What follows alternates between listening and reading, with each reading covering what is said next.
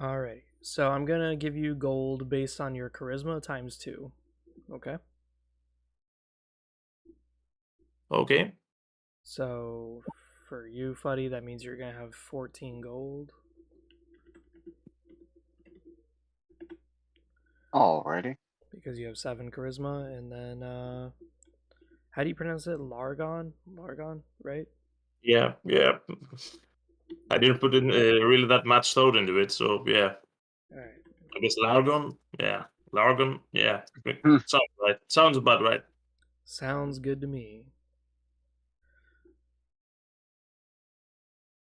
So with that being said, you'll have 10 gold then, because your charisma is 5. Okay, I'm writing it And down. 10 gold.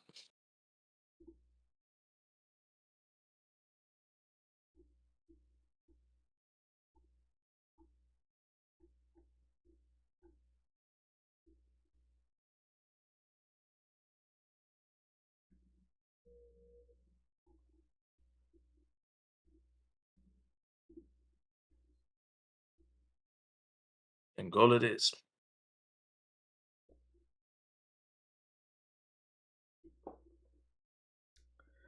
so what I'm going to do is I'm going to give you some gold values, and you could choose how you wish to do them. So armor is going to be worth the base minimum, whereas weapons are going to be the maximum. Okay. So the only problem you're going to have, actually, we'll just go with the minimum for this campaign in particular, just because I know weapons are kind of a pain in the ass. So leather armor is just 1 gold per piece. Iron armor and iron weapons are 5 gold per piece. Okay. Steel is 15. And we're not even going to worry about Dark Renaissance because that's 100 to 150 gold. We're not worrying about that.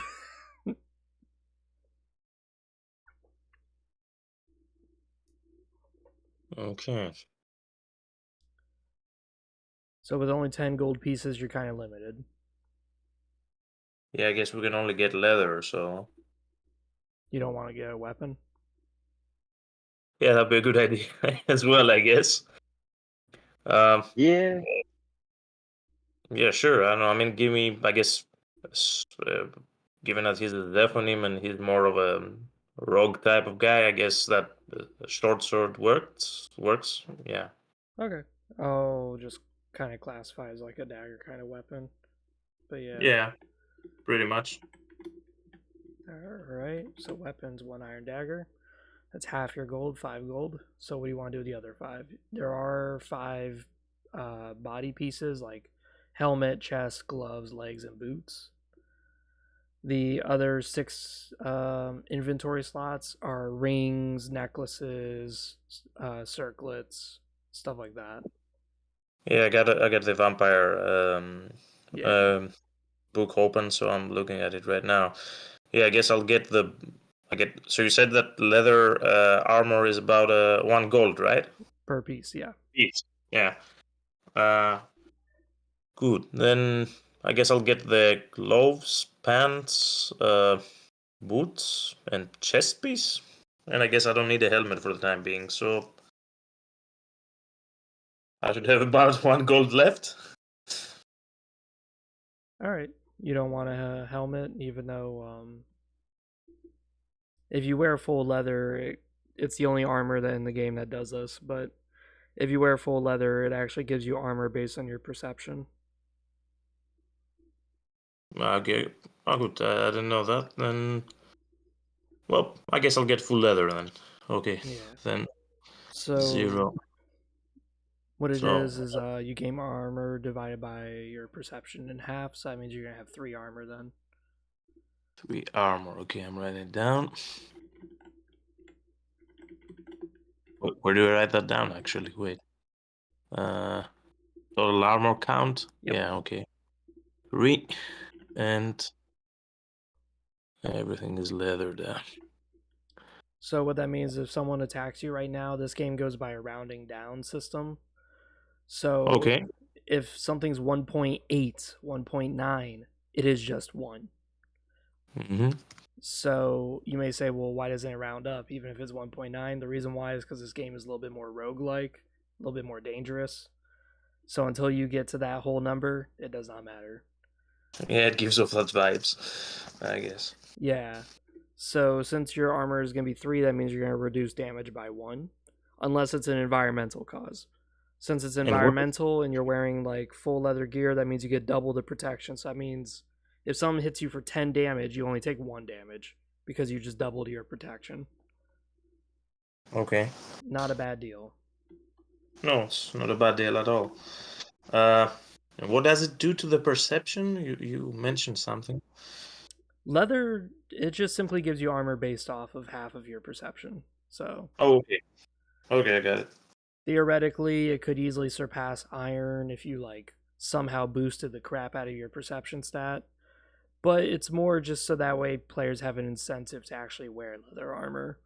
Because most of the time, people will just ignore leather armor, even though it protects you from traps and stuff like that. Well, yeah, get mechanics wise, I don't know if it makes any sense, but uh, if we're talking like lore wise, I guess that a spy slash scout slash I don't know assassin doesn't need anything better than leather. Oh, it could depend, because it depends what kind of assassin you're going for. After all, if you go to your techniques page, Control F is usually very handy. So I just hit Control F on Google Chrome, and then I could just type in dagger, and then you can scroll down to where it says dagger on the second entry, and it shows you all the dagger abilities you can do. And some of them require cunning, some of them require strength. It depends what you're trying to go for. Okay, good to know. As I said, this game is as complicated as you wish for it to be.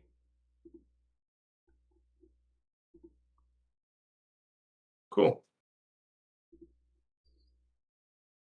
Okay. So, Fuddy, you have 14 gold. What are you spending it on?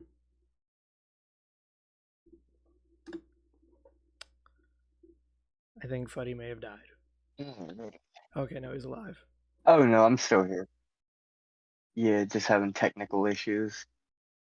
Um, Oh, your Hold on. intelligence is Let 4. me That's pull up my right. document. Oh yeah, pretty and dumb. Hell yeah. Sounds Uh, like it. ha,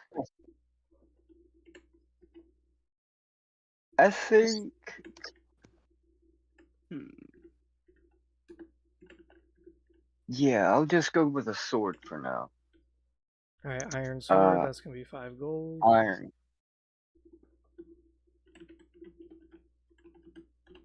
and I'll take a iron chest piece, which is. Oh come on! That's 5. Nope, that's the So wrong that's 10 page. gold total you've already spent. You have 4 gold left.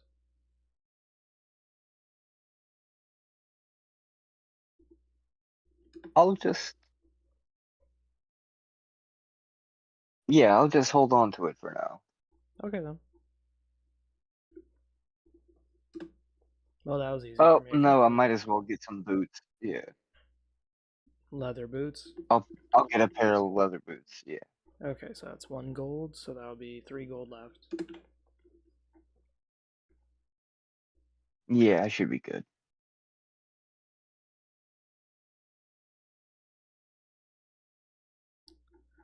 There are some rules in the codex that are optional. You may have seen that, like with the item durability. Item durability is not something I'm going to worry about, so just ignore it. It was just something Yeah, I kind put in there just in case people wanted to like role play the Soul Reaver experience where your weapons break over time and stuff. yeah, we're really hardcore. Yeah, exactly. Hilden in Situation. particular are hardcore as hell, but they're also arguably the easiest to play, so they're very interesting.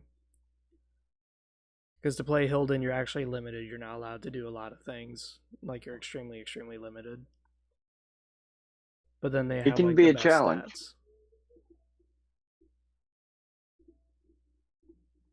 Yeah, I need to read more the Hilden Codex. To be honest, I didn't take much of a look at it. As a Oh, their threat. magics are insane. They're heinous. They've got some wild spells.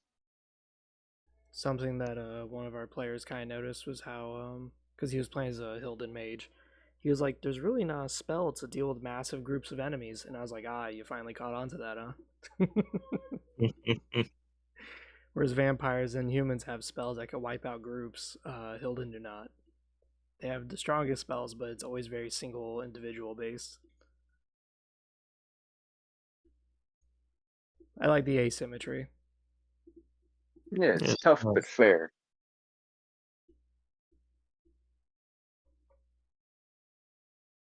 All right, I don't think she's coming, so we'll start. Yeah, sure. Excellent. Alrighty. So this campaign is called Hospice of the Fallen. Okay. The setting is Oh set for no. players level 0 to 1. Recommended player count could be honestly solo or up to 4 players. Anything past that gets a little too easy. Introduction. As all beings of a society, vampires are no different in their origins. To start the climb, one must start somewhere. Posted across the Empire, Kane has issued the clans to send forth scouts into the ever decaying landscape of Nosgoth. These jobs pay a mere pittance, but for young or possibly dishonored vampires, the job will suffice for now. After all, you have eternity. Taking up the job for a mere reward of 15 gold, you and all the other vampires in your party are tasked with one goal: explore the area and report back anything of note. Scribbled rather hastily and poorly at the bottom of the note, it's written by some shoddy clerk who probably deserves to be fired. It says, "Leave no enemies alive." For more veteran players, this will be considered an easy mission, barely worth their time, but for breaking the ice with new players, this serves perfectly as a tutorial for how the game works. Just what I needed. Yes. Now the Okay, journey cool. begins. So Marching we're like, through. What's up? Yes. sorry that sorry for the interruption, but are we like fledglings then? Yes. Okay. Yeah, when you're Yeah. level 0 to 3, you're a fledgling, technically. And Yeah, that's not something that I bother to put in the traits, but when you're a fledgling, you take full damage from sun damage, whereas once you get out of fledgling, you don't take damage from sunlight anymore, you just simply get debuffed. Yeah, I got it.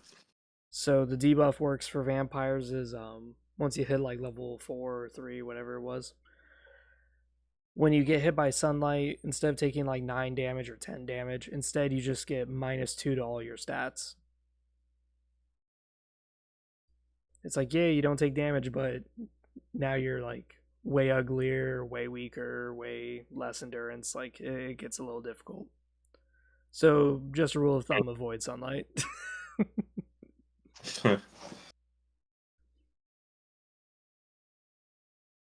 Marching through the wasteland, wading through dust storms, and bathing in the moonlight as you travel, this job has clearly been a disappointment.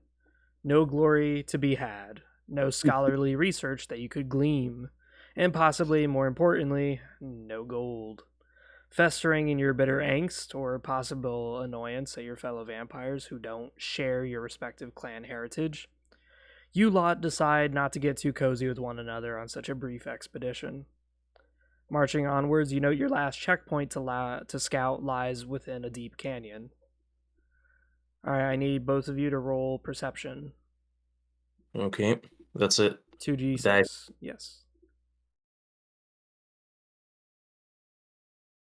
That's 1, Already. 2. Okay. Okay, 6. So you have a +1 mod, so you pass, which is lucky as hell. Okay. Beginner's luck.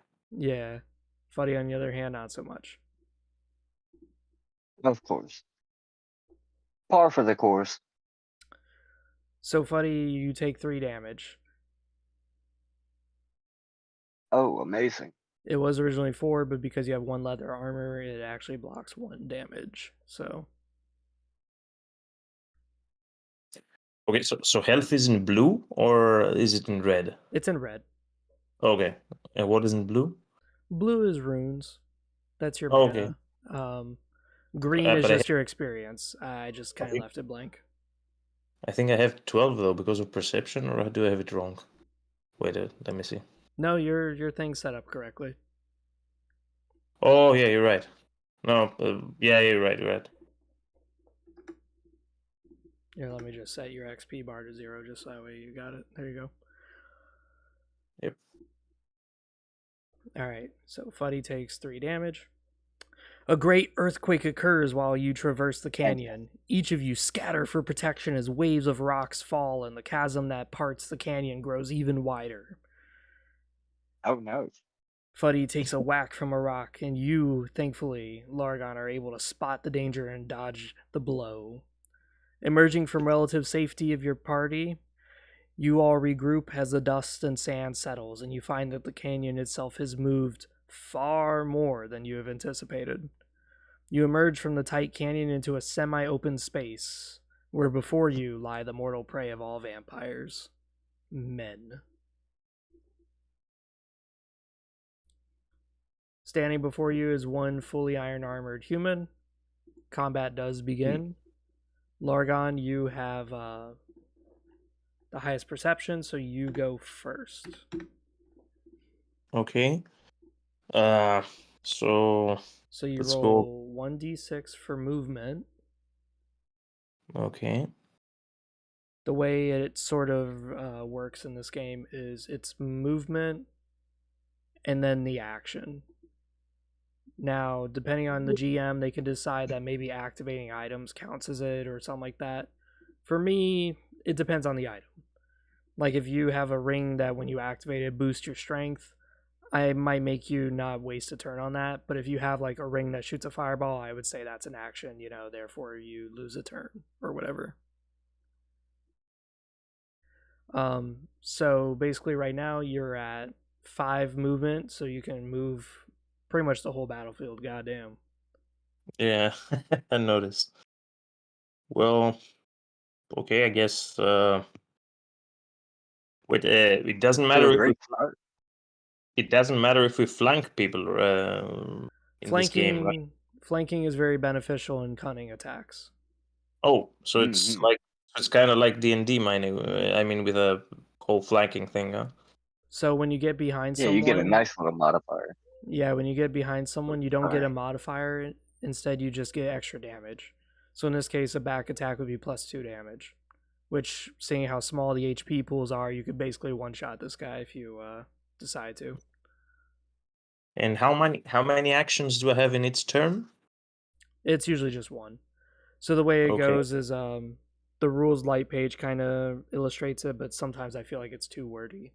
It's easier to play rather than to explain. But first, you get Okay. your movement, and then you can do your battle shout. Battle shout does not count as an action, but if you fail a battle shout, some battle shouts will consume your action if you fail them. Battle Mm, shouts is like your charisma thing, so you could yell Ve Victus and then attack, which gives you extra damage. I get Or it. you could decide not to do a battle shout and just do your actions anyways, which could be your spells, your techniques, whatever it is, or just a regular attack. Does move count as an action as well, or is it like an No. extra action? No, Okay. movement is its own thing. Now, if you Okay. land a crits, if you land a 12 or a 10, depending on what your modifier is for a crit, if you do land a crit, you can choose to either move again or attack again, but you cannot do both. It would be one or the other kind of ordeal. Okay. I got it. Then in this case, without further ado, I want to ask, do I see anything else behind that human? For example, if there are other humans following him or Beautiful. anything. Roll 2d6. This is a Perfect. perception check. Perfect. And okay. So 2d6. One more. Yeah. So One it's like a 7. thing that I did learn is that you can click on a little dice on the left-hand side, and that little 2 number next to the d6, that's how you can roll 2 at the same time, so that way you don't have to roll individual. Yeah, So you're right. 7, you succeeded. So you look Okay. around the area and you realize that Oh, yeah. this pathetic human is by himself. But you do kind of notice that there is some buried rubble with some trapped dead humans underneath. You probably never will be able to get access to their armor and their bodies, but more likely this guy was in a group and now he's stuck, stranded, pathetically. Well, that sounds perfect. In this case, I will use my move to go 1, 2, 3, 4, and 5 and flank him.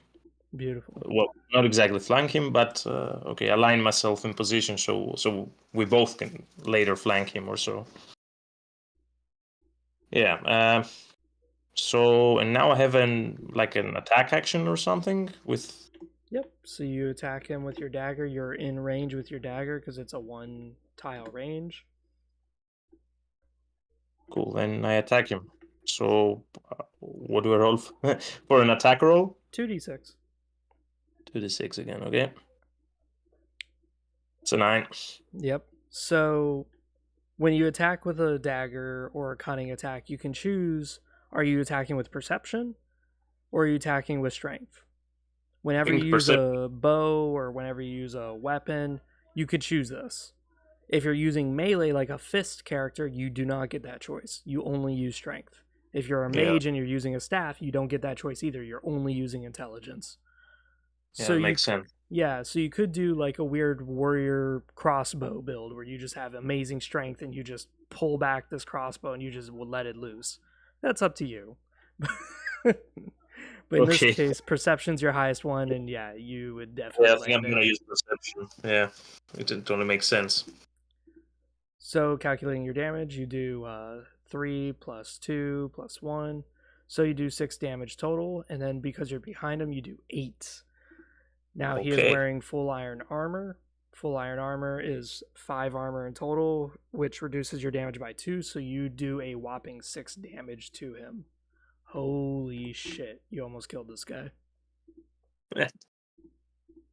And that's it for your turn. Yeah. All right, Fuddy. Pretty much.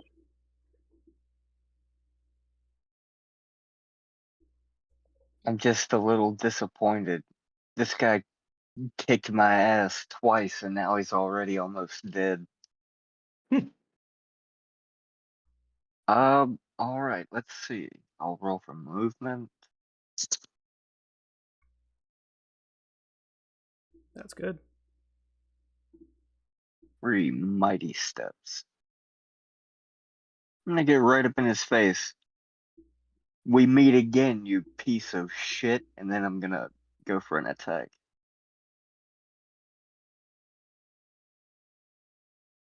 A 6. With an amazing failure. I was gonna say, I don't think that goes through, but let me look at your stats once again. Oh, whoops. I was modifying the wrong page. Wasn't that nice? So let me look here. So you have Imperial, which gives you that +2 mod, and you have a sword, so it's going to be a 0 plus a 0. Yeah, you're attacking on a 0 mod. So you barely fail. Barely. Yeah. Close, but no cigar. Yep. So you miss. Nothing happens. Now it's the human's turn. So let's see what he does. Since you're both in front of him, he's just going to attack. 4. Did he just crit? I think he just crit failed. Oh, amazing.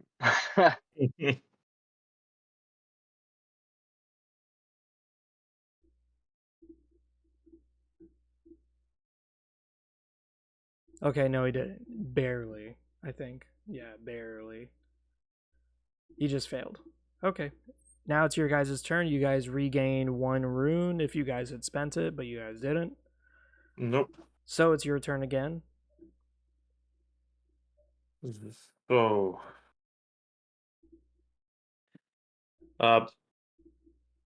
You don't have to move if you're up front. You could just forego the movement and just attack. It's up to you. Yeah. Well, I was just thinking if there was anything of use we could learn from this guy, but if we interrogated him or something. How does it work? How does this work in this game again? I mean, if you reduce a character to 0 hit points, does it mean that you kill him automatically? Yep. Or okay, so it's not like D&D, because in D&D you have a choice, like to knock them unconscious or stuff. Yeah. Not in this No, one. no, it's cool. It's cool. I was just trying to understand how it works. Okay. Can I? Okay. Can I? Take a look at the guy. How does he look like? Does he look like he's about to die, for example? Is he blooded or so? Yeah, roll perception. Yeah, makes sense. So 2d6. Yep. Okay. 6. Yeah. You barely succeed again. God damn. Ain't failing at all. No, indeed. Looking at the man, you can see him Hold up, clutching I've his got side, something and you for can see that his knees are weak. Possibly, if you try to go for his legs, you can probably restrain him. Okay. So, Then because you saw that, that's going to give you a +1 mod to your strength attempt, because I would consider that a strength attempt. okay. Then I'm gonna go for his legs. Trying my best not to kill him in the process. Yeah. 2d6. Yep. Okay. Wow, this guy. I guess it's beginner's luck, you know.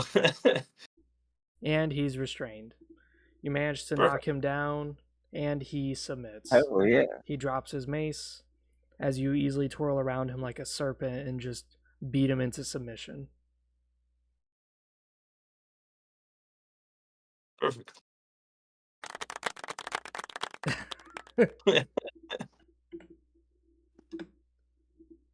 So, I guess, buddy, do you want to do the honors or so?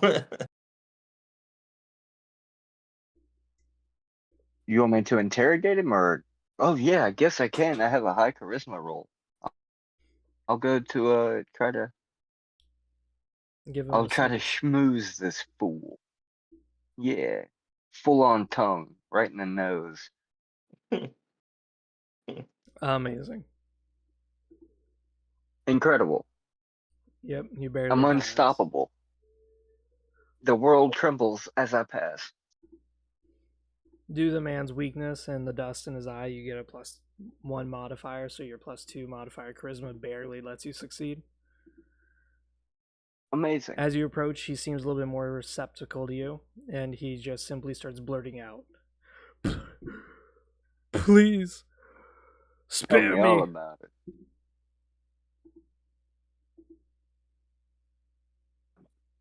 Sure. We could spare you, potentially. Of course.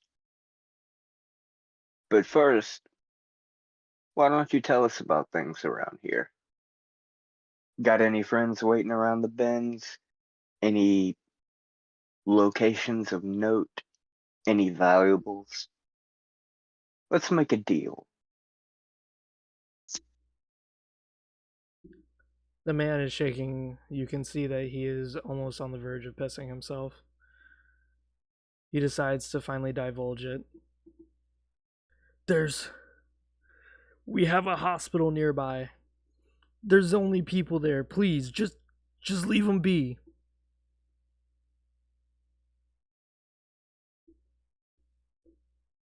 Well, no. And I'll stand up and walk away, I guess. Look over to Largon. If you want to have a snack, be my guest.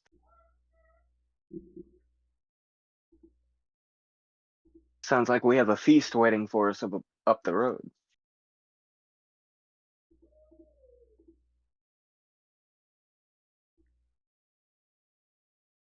Oh, yeah. And I'll leave it to him. Sorry, I missed the last part. What was that? I said I'll leave it up to you. What exactly? Like if you want to snack on him or just do away with him. Well, I guess we could ask him where's the settlement he came from. You know, if there's any hostiles we should be on the lookout for? He came from down south. So, if you follow this pathway, you'll know you'll get to down there eventually.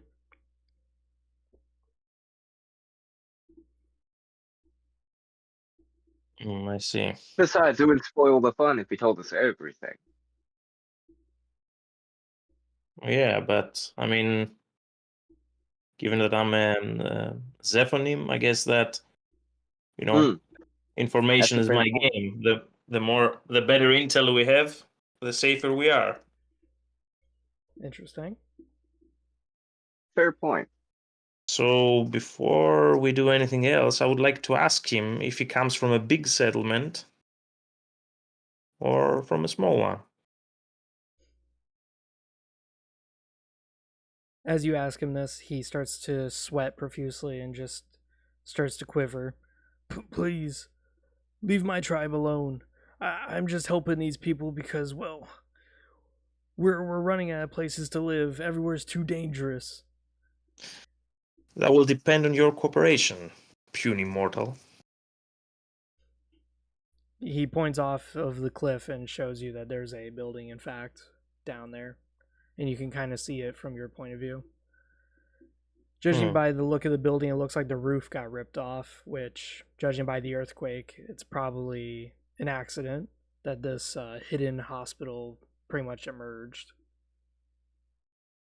And judging by the humans, they had probably no idea that this was going to happen. But everything that's a folly for humanity is just a boon for you. Most delightful.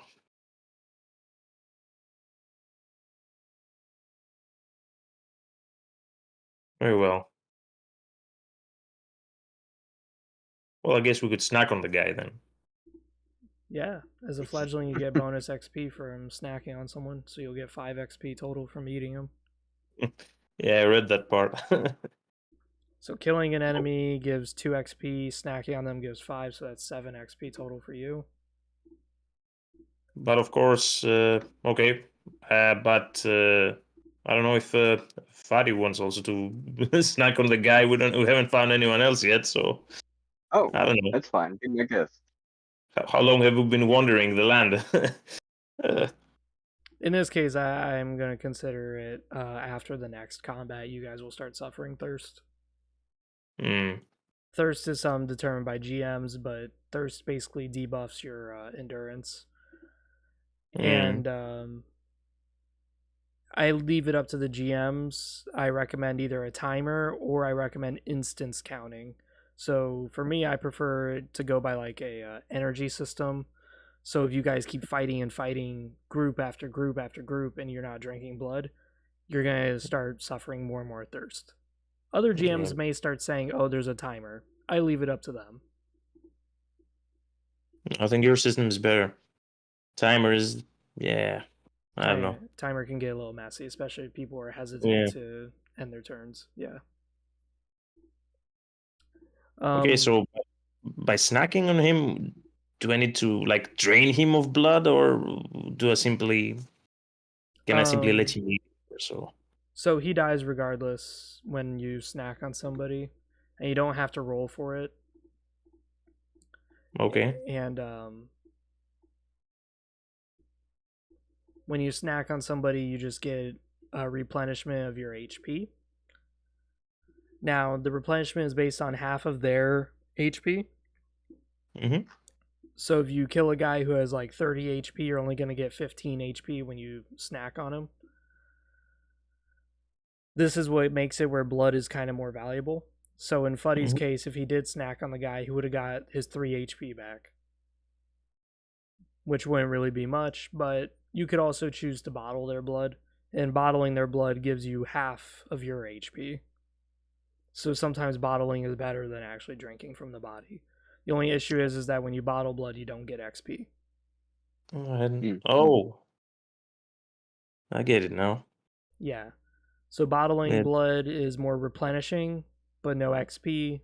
Drinking it fresh and raw gives you XP. So it depends on your playstyle. Okay, good to know. Yeah. There's different blood types. Right now in this campaign, we're not going to worry about it, but in the next campaign, you will have to worry about that. Like mutant blood and stuff. Yep, I did the Blood Omen 1 style of green, red, and blue, and that's pretty much about it. Oh, I get it.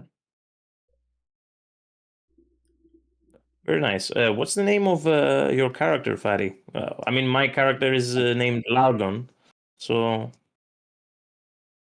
Oswald Osborne, but you can call me Ozzy. okay. Good. And which clan are you, if I may ask? Pardon me, I am Razielum. Perfect. Good, splendid. So, Yes. I don't know. I guess we should move. I guess we can investigate the town where this guy came from. There may be much more For humans. sure. The guy does drop Hey. his inventory if you wanted to loot that. Because he's wearing full iron armor. I don't know if you're interested in that. I personally don't have much use for it Yeah. for the time being. Fuddy, did But- you want the iron armor? I'll take it. All right. Absolutely.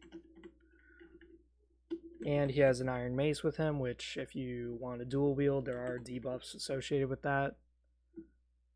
Just letting you know. Nah. Mace is not really my thing. Yeah. So Fuddy, you want to replace your leather boots with the iron ones? Fuddy. The boots offer me some environmental protection, don't they?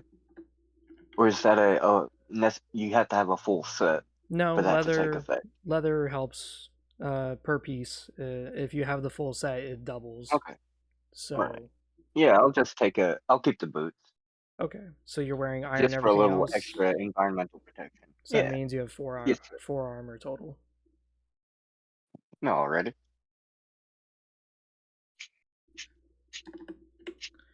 Alrighty. So, having dealt with the scout, the only pathway onwards is forward. Killing the mere mortal revitalizes you all. It reminds you of two things. One, of how far superior you are to them, and two, how quickly they can slay you.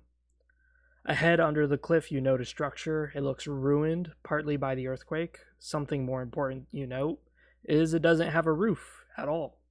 And to get to it, you're going to need to check it out. Heading onwards, your path is blocked. Da-na-na. Mm-hmm.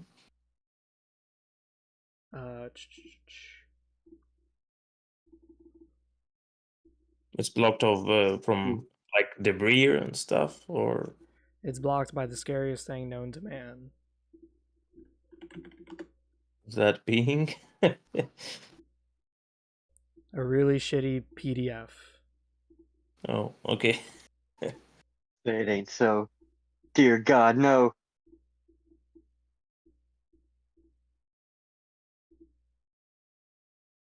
Do you guys see it? It's horrifying.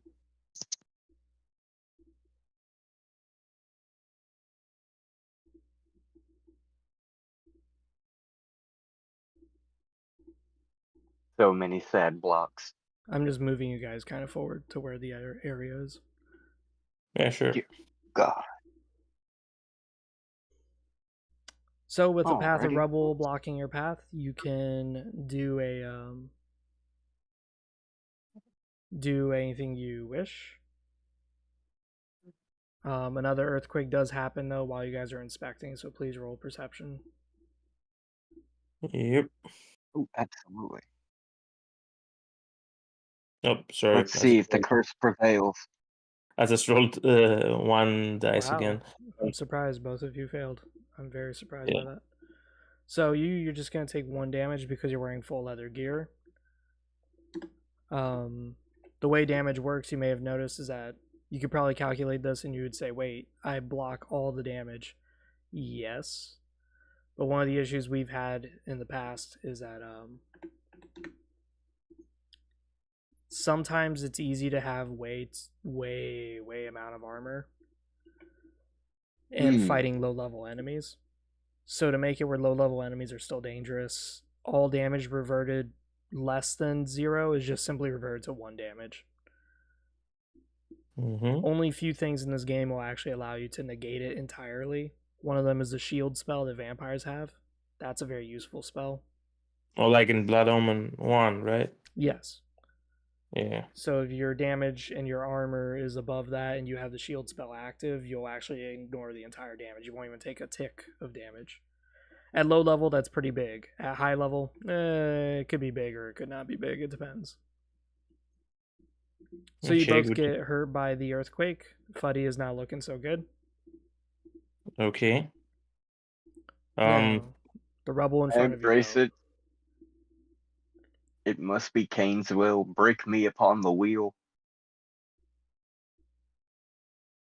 Well, not if I can help it. Can I tend to his wounds? Can you attempt to what? I think to his wounds. Right. I mean, he's wounded, right? I mean, we're both wounded, but he's in a worse shape than me, right? Yeah, unfortunately, neither of you have a blood potion. Oh, great. We're properly boned, Sonny Jim. Let me think. Well, Ozzy, I think you have much to offer to the noble cause of the Empire. So, can I just let him feed on a bit of my blood or so?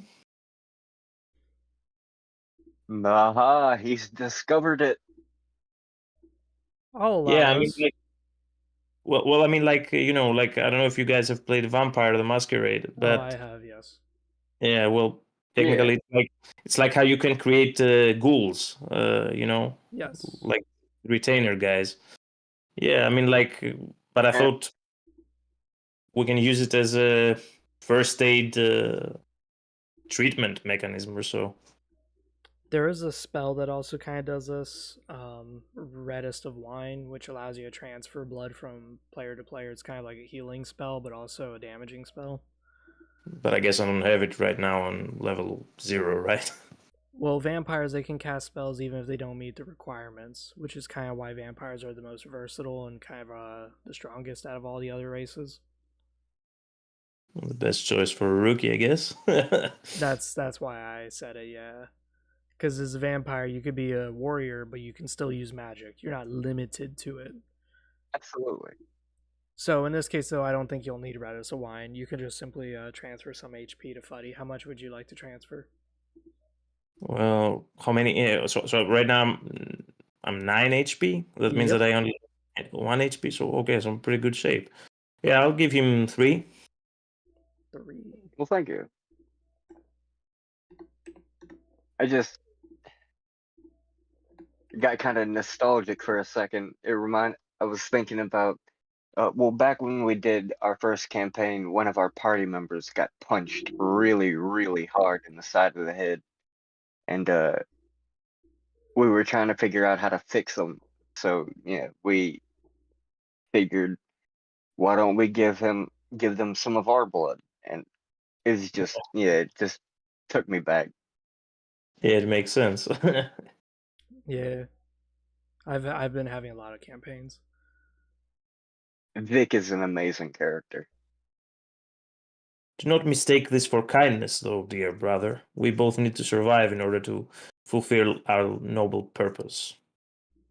Indeed. So the pathway ahead of you is still blocked by rubble. You can do a strength or intelligence, possibly perception, to try to see how you can move around these. We cannot, like, climb up, No. right? Too unstable. Yeah, okay. Okay, but I guess taking a look for a better route doesn't help, huh? You could try.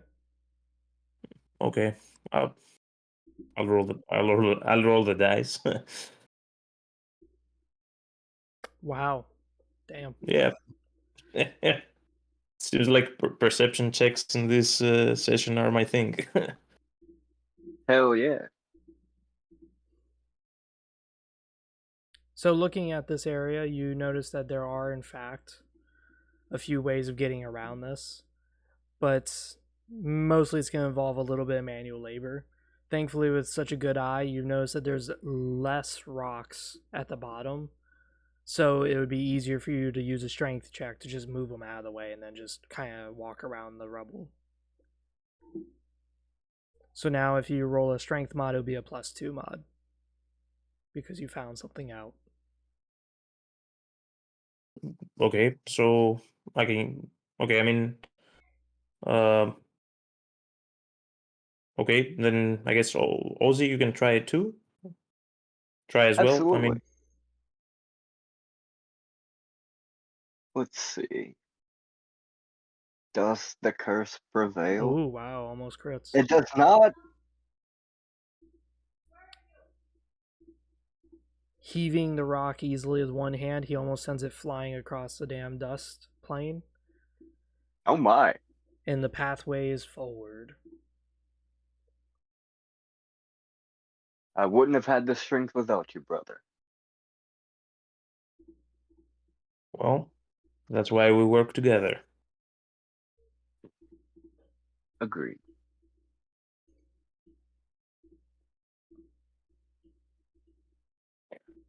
Okay, so I guess now we moved the rubble, or do I need also to do some heavy The lifting as well? rebels already moved because he did it for you. Okay, perfect. So now I'm going to reveal the area. And ahead you see that it does in fact lead down to that building. Just where we need to be. Yes. From your earlier scouting, especially Yes, with indeed. your prisoner, you can see that there's 2 humans standing outside. The most important question right now is, are they armed? Yes. Yeah. I'm just moving For a you moment, I hope guys. they won't. There you go.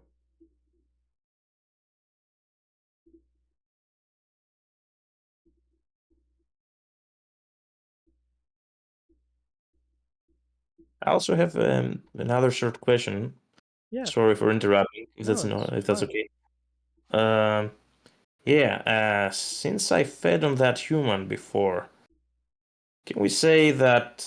Okay, that's a bit of hindsight right now. Now that I think of it, but can we say that I didn't, for example, clean my mouth, and so that's like it's obvious that I have blood on my face. Oh, I don't Blood. go that crazy with it. You're fine. I'm fine. Okay. Yeah. I was thinking I could use it as an intimidation factor or so.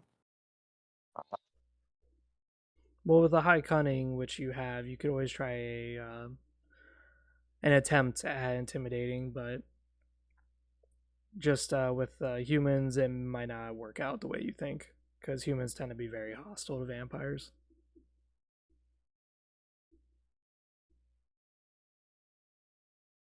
Yeah, I get that. I'm just hoping that they're scared. So, It's one bowman and one mace wielder. one Mace Windu. Yeah. Okay, so um, So you're both down at the bottom. I kind of moved you guys. okay. Do we take turns or how do we do it now? Well, right now you're not in combat. I would say combat would begin once you've kind of crossed this line here.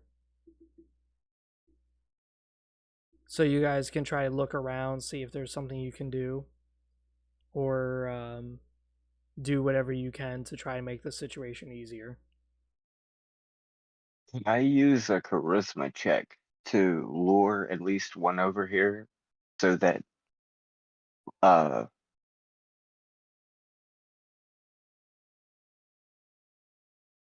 oh shit, what was your name? Largon? Yeah, Largon. So it can Yeah, hit him with a cunning attack or something?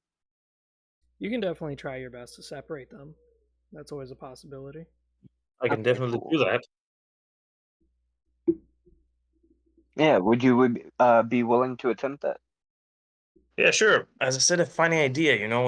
What if we approach them slightly intimidating? Maybe we could cower them into cooperation. Although, yeah, okay, I guess they're humans, so they're extremely unpredictable. This could go either way. Yeah, I'm gonna try to play on their better nature. I am injured. Look at. Maybe I can Yeah, we can do it. bring one over for aid. Try to convince them that we need help. Yeah, sure, we can do it your way. Yeah, I'll just like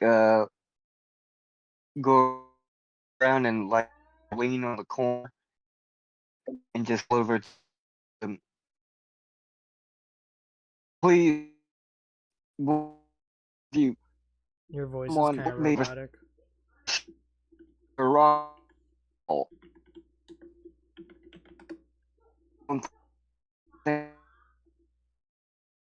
to make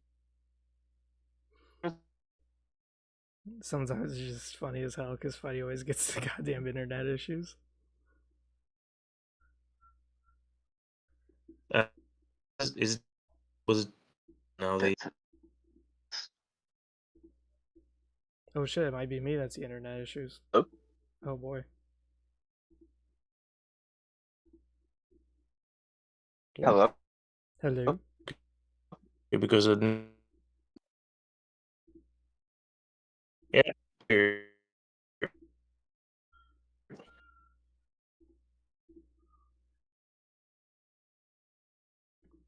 Oh wow. I'm having like really bad internet right now.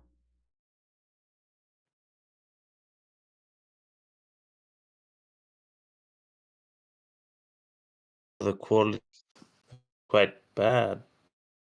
I see here this connection. I don't know why. I can hear you just. I mean, like not hear Fadi. I can hear you just fine. Yeah, it's me. It was the issue. Got like 2,000 ping. Hmm.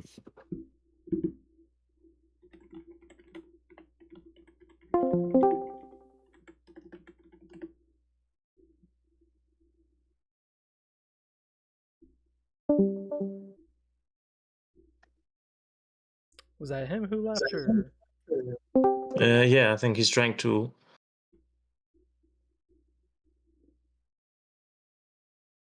Hello. Yeah. Hi. Yeah. Okay, Now I can hear you.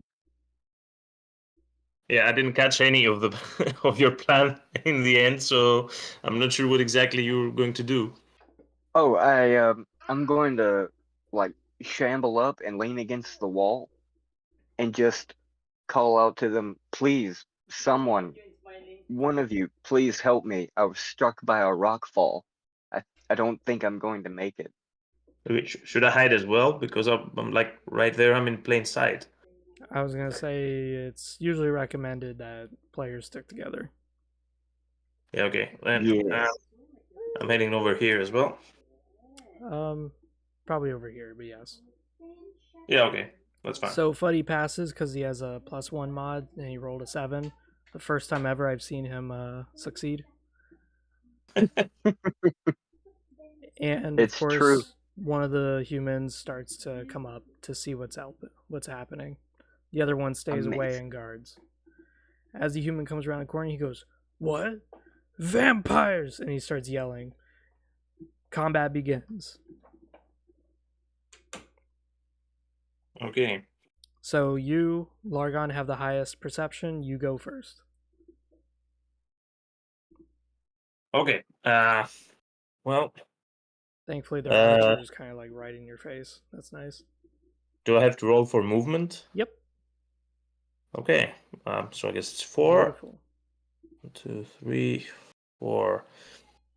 In this case, I'll try to flank him like this. Beautiful. Only problem is I think I'm a bit exposed to bowmen or whatever it may be. No, well, it's okay. I'm gonna risk it. Take my chances and Yeah, I'm gonna hit the guy with the dagger. Try to flank him with Ozzy. Yeah. Hell yeah. It worked fine the first time, so why shouldn't it the second time, right? So I'm gonna roll 2d6, yep. yep. And you made it. So you drop him down to fuck 2 yeah. HP because you do 8 damage, but he has 5 armor, which reduces it by 2. And because you struck him in the back, that's where the 8 damage comes from. Because usually you do 6, but besides that, he is almost dead. Now, Fuddy, I'm going to roll 1d6, and you're going to roll 1d6, because we need to see which one of you goes, because you're equal in perception to this archer. Oh, sweet. Already? The archer rolled a 1. You can beat that. I have faith in you. A 2. Oh my god. Yes, barely. Oh my god.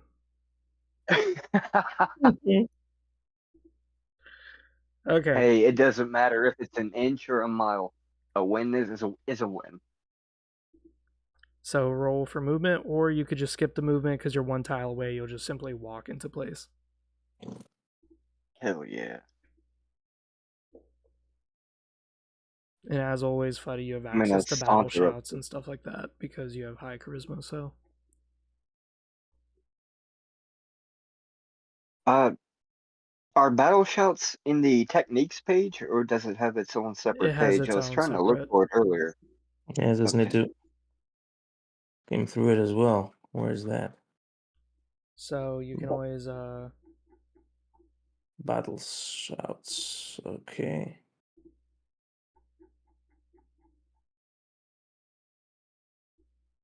Where do I find the battle shouts? Is that in the combat section or? it's in the character stats. Okay, so 6. So Oh when shit. you're in character stats, it'll say charisma, and then you'll see battle shouts highlighted in blue.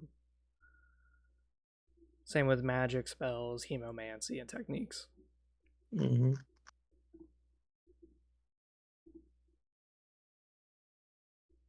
I think I have an older version of the PDF. I'm not sure. Oh, the PDF is outdated. Yes. Okay, then I'll need to get the latest version. Okay. Yeah, that would be the website. I got it off the website, but it was some time ago, so I guess it's a bit outdated now. Yeah, I click on the actual links themselves, not the pictures, because Yeah. Google Chrome's weird about making websites. I don't know why their Google sites is kind of weird. Mm.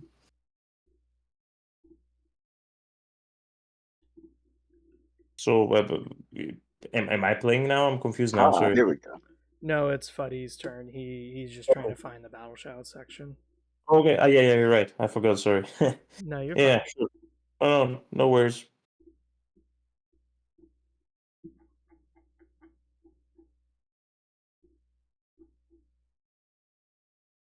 And I see there is a guy with a mace over there. That's the second guy we saw, right? Yeah. And because of Fuddy's manipulation of the situation, you're not fighting 2 of them. You're instead just fighting 1. And then he'll have to run over to help his ally. So you're in a good position. Never mind. I don't have charisma enough to cast defensive shouts, and I won't really need. Well, no, there is a second guy. That's up to you as always. I'll cast Vivictus. All right. Vivictus. That'll be a 1 rune. You just battle need... shouts. All right, roll 2d6 for me, Fuddy. Absolutely.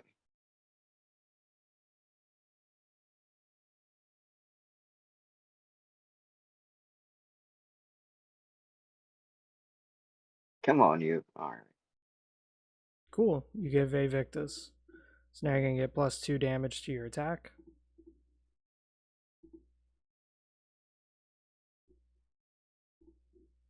All right. And now for my mighty attack roll. Watch it be like a 2. All right, 6. I believe that's a fail. And it is. Yeah. Because you're swinging Par on for a the 0 course. mod. Yes. So now it's the human's turn. The human with the bow goes first. He's going to roll for movement. Wow, he is lucky as hell. This doesn't look very good. Alrighty. Running away, the human backs up. He's going to try to shoot at Fuddy. 6. He's shooting on -1, so he fails. The other human goes first before you guys do. Another 6. Wow. Jesus. This guy positions himself before you, Largon, and he's going to roll to attack. A 7 Okay. with a -1 mod. That barely fails. Wow. Holy crap. All right, your guys' turn. Fuddy regains his 1 rune. And it's your turn, Largon. As you saw by the bowman breaking away, there is no sort of like disengagement, nothing like that. This game doesn't. No opportunity attacks. So Yeah, there's that's no. Yeah. yeah. Okay. Wreckage shit. Can I say something to him as a free action or so? If it's a battle shout. Oh, only if it's a battle shout, right? Okay. Well, in this case, mhm.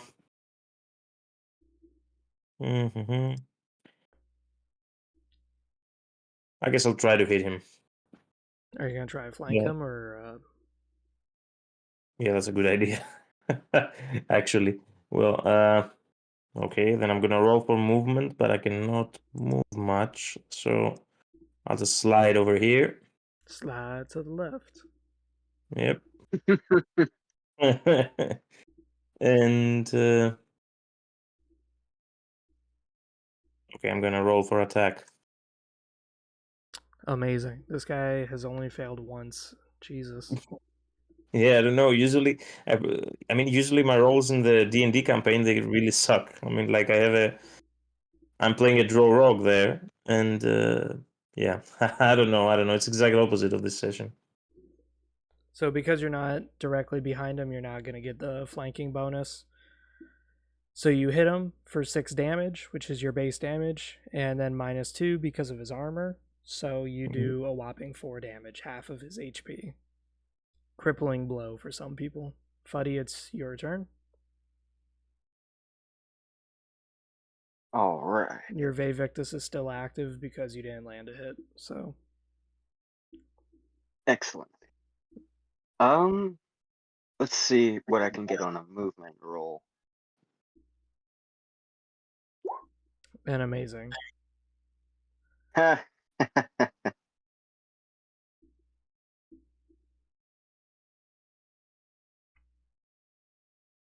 um.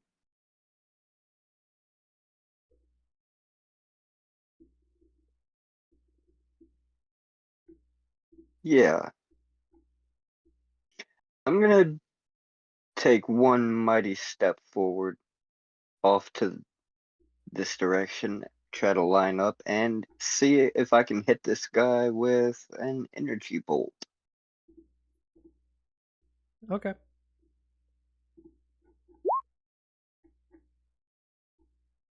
Let me try to find energy. And right, must roll doesn't 7 matter. or higher. 4. Yeah. Okay. Okay, so you fail. Do I explode? No. Oh. Energy Bowl is like the most forgiving spell I've ever designed. So the archer goes, he shoots his bow, he fails. Here's the question, was that a crit fail? He's on a -1 mod, so no, he just barely is almost there to crit fail. The other human, the one who is next to you all, is targeting you, Largon, for stabbing him in the belly. No surprise there. Ooh. That doesn't look good for me though. That is It's a crit. right? Yep. Shit. So he does 5 damage. You got 3 armor, so you reduce it to 4.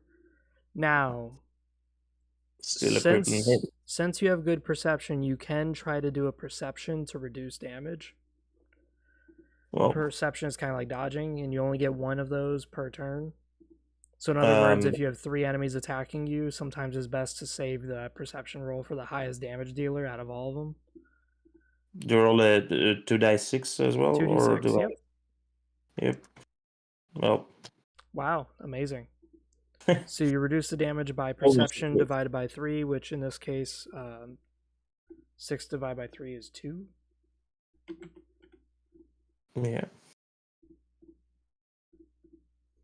And then we're going to subtract that by 1.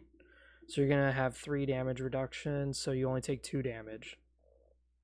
That's pretty good, actually. And now the guy's going to go again because he crit, so he can attack again. And great. he hits himself in the face with his own mace. Awesome. So he takes 1 damage to himself. Glory. He got overly excited by landing a crit. Alright, it's your turn. My turn? Yep. Okay. Well, in this case, I'm going to return him the favor. And try to finish him off this time. Do I need to finish him off and then feed on him? Or... Yeah, actually, we're in the middle of a battle, so I'm not sure we can feed it easily, or... Yeah, exactly. You'd have to kill them to feast on them, yeah. Can we do this whole thing, what's the name of it? I've read it on your notes. I mean, like this thing that Kain does in the first... in the Blood Omen, the first Blood Omen, the flying blood trick, you know? That's a spell. Yeah, that's in the Vampire Magics. It's the very first blood called Bring Me a Drink. It's 2 runes. Yeah. You cause blood to flow from a dead body to your mouth. Also from a dead body. Yeah, makes sense. Well, you don't really have the requirements, so I wouldn't really recommend it. Okay, that's fine. Well, I'll hit him with my dagger then. And can I hit and then do my move action, or do I need to do it? No, unfortunately, it's only movement first. And movement first. Yeah. Okay. The reason why is because then archers would be a little too OP, because then they could just shoot you and then run away. Yeah, that makes sense. I've done a lot of balancing with this game. Okay, well, in this case, I'm just hitting the guy. And I guess that's all I can do, huh? You kill him. Perfect. Just what I intended. Glorious. XP increases by 2 for both of you. Wait, I need to keep track of that stuff. So wait, we killed one guy and then this guy. So how many XP do I have right now? Sorry, I didn't notice. I set your green bar to your XP bar. So whatever your green bar is, yeah. Oh, great. Thanks. Not a problem. I figured there's 3 bars, may as well use them, right? Yeah, sure. That's what those 3 bars in Roll20, I guess, are for. Fuddy, it's your turn. Alrighty. Just 1 archer remains.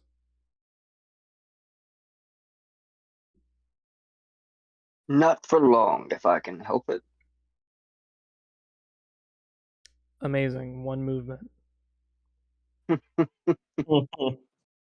Maybe that's all he needs. We shall see. Well, I can't really cast any big spells. Probably for the best.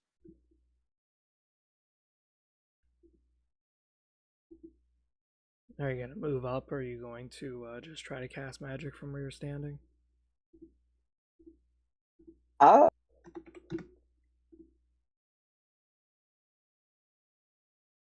Damn, I can't do that either. Okay, yeah.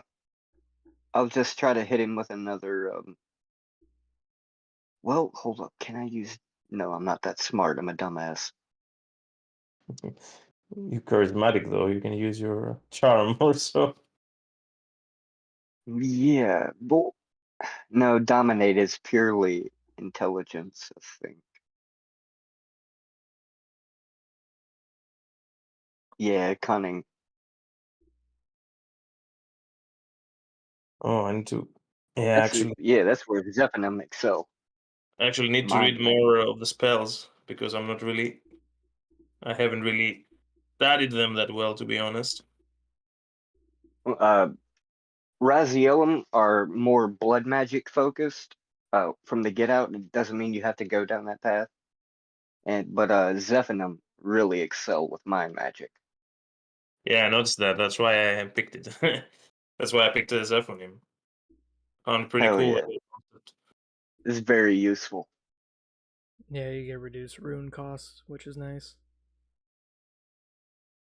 That too. Yeah, I did also the questionnaire, and I noticed that I got more Zephonim than Razilim in the answers, so Oh, it made sense. you did the 9 questions. Yeah. The 9 pillars questions, yeah. Yeah, Pretty cool. that was a fun touch for me. Yeah, it was pretty cool. It reminded me a bit Absolutely. of the life path thingy from from Cyberpunk. Yeah. It's pretty cool. It's pretty cool. When I was designing this, I was like, should I leave it up to the players to just choose their thing, or should I? No, there's 9 pillars. I'll make 9 questions. It's Yeah, why like, not? It's a cool concept, you know. It's like Hell yeah. I think even White Wolf did that in the Vampire the Masquerade. There was an edition where they had something like that. I think it was like 13 questions though, because they had like 13 clans or something like that. I can't remember, but I Yeah. think I know what you're talking about. Yeah. In Bloodlines of the video game Bloodlines of there was also Yeah. the questionnaire. Yeah, that game was awesome. Yeah, waiting for the second one now. So, Fuddy, you can move 1 distance, and then you could choose what to do. I'm just gonna go for another energy bolt. Are you gonna move up, or are you gonna stand there? I might as well Okay. try to get a little closer to him, bit by bit. Yeah. All right. Please. Oh, you land it. Yeah. Nice. So, energy bolt. Eat It's going to fries be ass. intelligence divided by 2 plus magic skill divided by 2 plus any items. You don't have any items, so that's going to be a 0. Your magic skill is 1, so that's just going to be 1 damage. And your intelligence is just 4, so that's going to be 2 plus 1, that's 3. Energy magic is blocked by armor. He has 5 armor total, so that puts him down to 1 HP. Serves him right.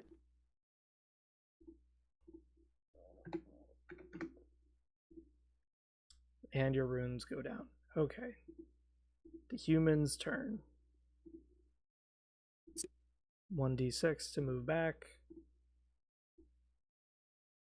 He's going to move 3 tiles instead of the 4. No biggie. And then he's going to, let's see, is he even in range? He is in range to shoot at Fuddy. Oh, you bastard. Oh, he lands it.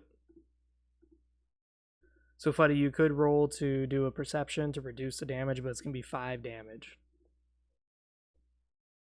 Ugh. I'll go for it anyways. You fail. So you take 5 damage minus 2. So it's going to be 3 damage total.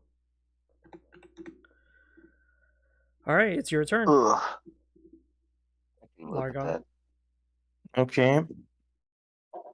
Well, yeah, I guess I'm not much of a ranged guy, so I'll try to approach him. You can always I'm cast gonna. magic too. Oh yeah, you're right. Shit. Yeah, that's the thing. You know, I haven't really looked into the whole magic and battle shouts thing. I really, I really read the basic Vampires Codex, and I think there was an outdated version too. Next time I'll be better prepared. It's all good, man. So the thing Okay. with casting spells is that most spells don't have a range to them, and the reason why is only because This way, mages don't get sniped by archers, in case you're wondering why I did it that way. But I do make it in my own campaigns. I do demand that players at least see their target. Yeah, that only makes sense. Yeah. Yeah. Okay, cool. So let me see. What we're gonna use? Can I use like an energy bolt, like in the Yeah. in Blood Omen 1? Yeah. Okay. As I said, when it comes to vampires, you guys are able to cast magic even though you don't meet the requirements most of the time. And that's due to being a vampire. Humans don't Yeah. get that. Hilden don't get that. Vampires get that. Vampires got it easy. It's a vampire's world, I guess. Yeah. Well, yeah, sure. I'll try to. That's Um, what it's meant to be. I'll try to hit him with an energy bolt. There is other damaging spells you could cast, like Shattered Mirror, which is 6 runes. For you, it'd be 4 runes because of the -2 is F&M. But that would be another damaging spell, and it is something that you actually are good at. Whereas Energy Bolt, you don't meet the requirements, so you'd be requiring a 7 or higher to cast. Whereas Shattered Mirror, you'd only roll a 5 to cast. Okay, sure. I can do Shattered Mirror. What does it do exactly? You blast the target's insanity, causing the brain to aneurysm and convulse in pain as it's flooded with the insanity you've given it. Okay, cool. Yeah, I'll do that. Sounds cool. So it's like 4 runes for You can me. also make Yep. people really depressed. Okay, I have 10 runes right now, so I'm gonna use 4. So it's now 6, and yeah, sure. I'm trying it. What do I need to roll now? 2d6? Yep. Okay, here goes. You barely Yeah. fail. Barely. It's okay. Well, fail results in nothing, so it's not a big deal. Fuddy, it's your turn.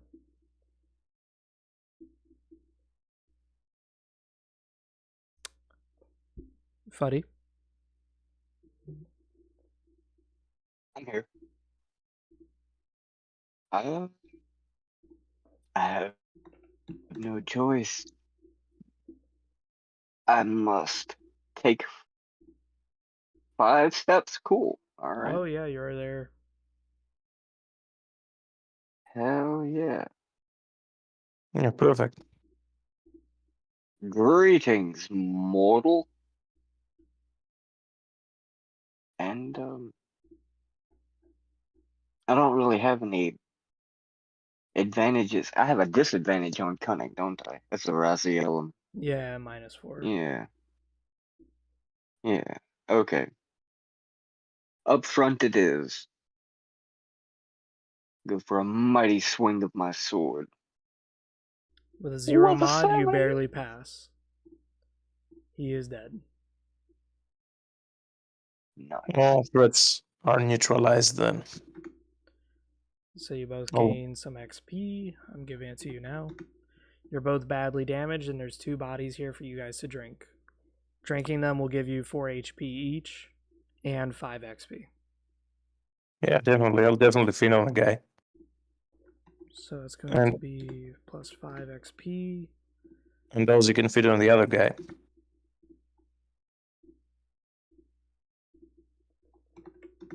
Absolutely. Yeah.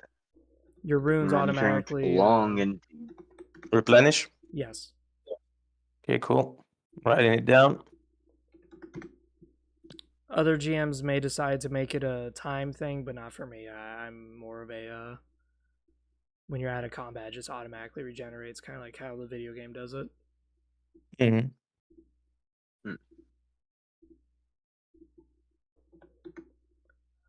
I'm just resetting my tokens for next time in case I have more players who want to play this campaign later. Yeah, sure. That's why I'm shoving them up here. Oh, okay. That's how I keep my ducks in a row. Okay. So now before you is the building of legend, the building that you've been trying to get for so long. Well, finally. behold.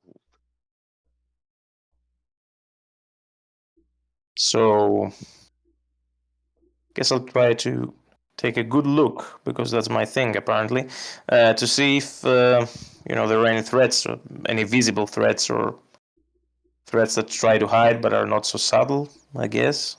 Okay. before we approach. I'm being cautious. So, um, Yeah, now yeah, you've tasted how close to death you've gotten. yes. So yeah, I think my roll wasn't that good, but No, yeah. you barely fail. Looking around, you see the glowing door ahead, and you don't really know much else.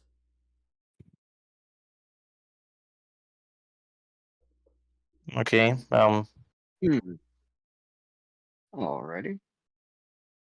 So Ozzy, would you maybe like to contribute? Yeah. I'll also, I was going to, but no, my magic skill is terrible. I'll also just go for a Wow. perception check. Looking at the building, you notice that the Oh, hell door is yeah. booby trapped. You're not really proficient in magic to know what, but you can just smell that something bad would happen if you guys touch the door.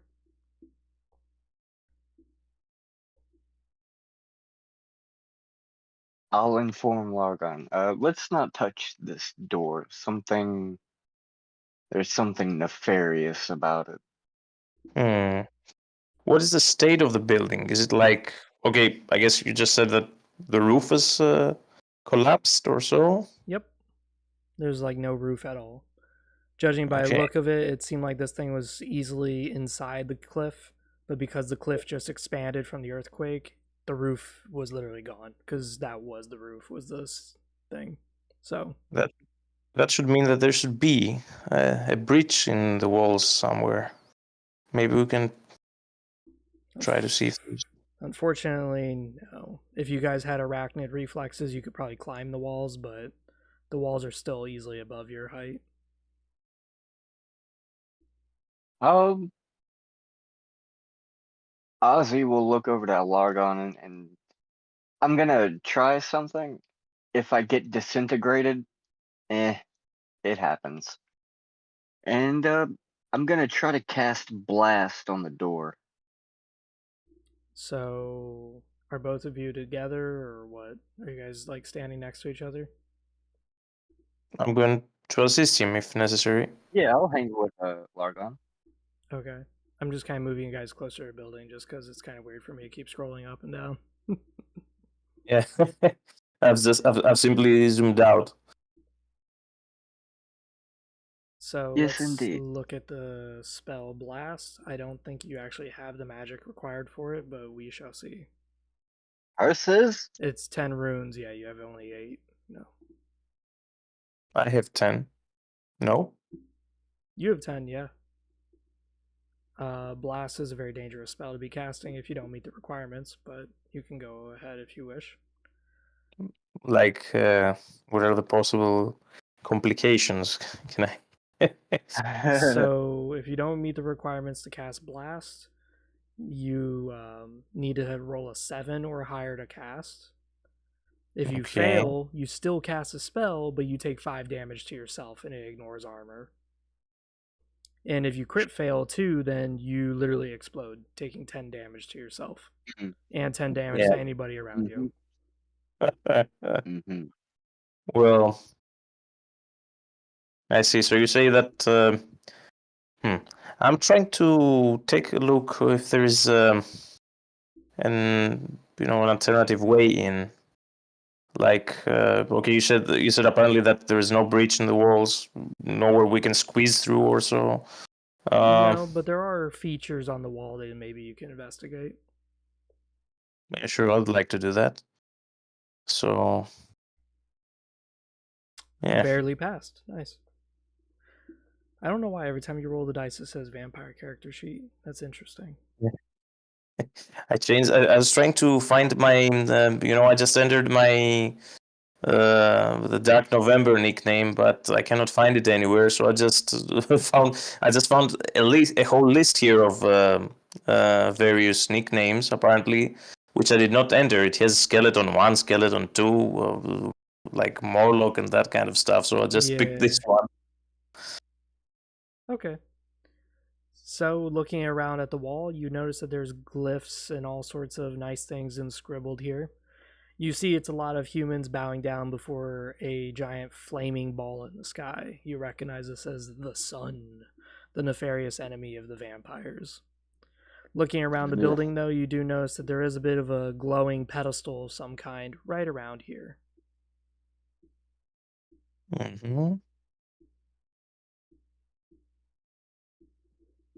Can we sense if there is magic emanating from it or something? You just notice that it's a button. Oh. I just thought it was something else, something more arcane in origin or so. Uh, No, just a glowy button. okay. And okay, you said the sun. You mean like there is? So I guess there is smog cover or so because of the smokestacks and stuff. Is that why we don't burn to a crisp? Yes, because in Soul Reaver 1, like, you're literally walking around daylight, but there's different types of daylight. Yeah, I noticed. And So that's kind so, of the idea with this, is that you are in a light area, but you're not suffering penalties, but there will be areas where it's like pure sunlight, and that would actually hurt you. mm, There's even sunlight magic that humans have, but that's something different entirely. okay, then, Ozzy, I guess we can head over to the button, dear brother. Gladly. Yes. Let's paint the walls red. Do you push the Okay. button? Uh, yeah, I'll push it. As you push it, the glow on the door goes away. Oh, it was that simple. Yep. Good. Well, it's nice. Nice to have simple for a change, you know. Yes, Okay, indeed. then I guess I'll get back to Ozzy, and You'll we can enter the door. Okay. yeah, I guess we can cautiously enter the building through the only entrance and exit, apparently.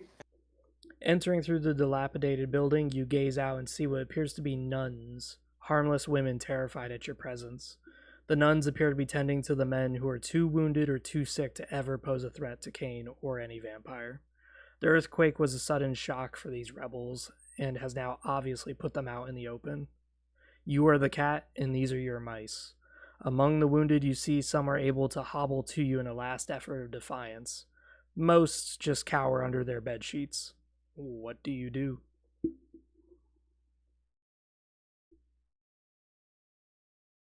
Just Hmm. just a short question. Sorry, yeah, you can go ahead. Oh no, by all means. Yeah, I just wanted to ask. So it's like okay, it's like sort of a hospital, but like in the middle of nowhere. There are no other buildings nearby, no settlement. Nope, because it's like a hidden little hospice. So in other words, these people are like sick and dying. There's no hope for them. It's like a hospice. Like okay, so They're just kind of here to die. Yes. mortally wounded. We Oh, would be that. doing them a favor by drinking them dry. Do I know? I mean, like, okay. I mean, in D&D we have there is the whole history check thing. So, is there any way to understand where they could possibly come from? I mean, you say they're injured, they're mortally wounded, but did that If happen because of a battle nearby, or is it like through those earthquakes and natural catastrophes that are underway? with a I mean, one-shot campaign, I just kind of kept it simple. But since you're gonna probably carry these characters over, then yeah, I would say roll an intelligence check. yeah, sure. You would just need a 7 to pass. Okay, well, guess not.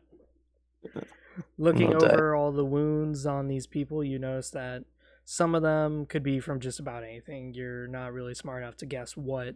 Some of these look like battle wounds to you, but some of them also look like just debris wounds. Hmm. Some of them have pus leaking out, some don't. Seems to be a mix mash, and you can't really point its origin or source. Maybe Fuddy could pass, but we'll see. Yes, we shall. No. Please, and of course not. All right, well, Amazing. we tried. Yes, indeed.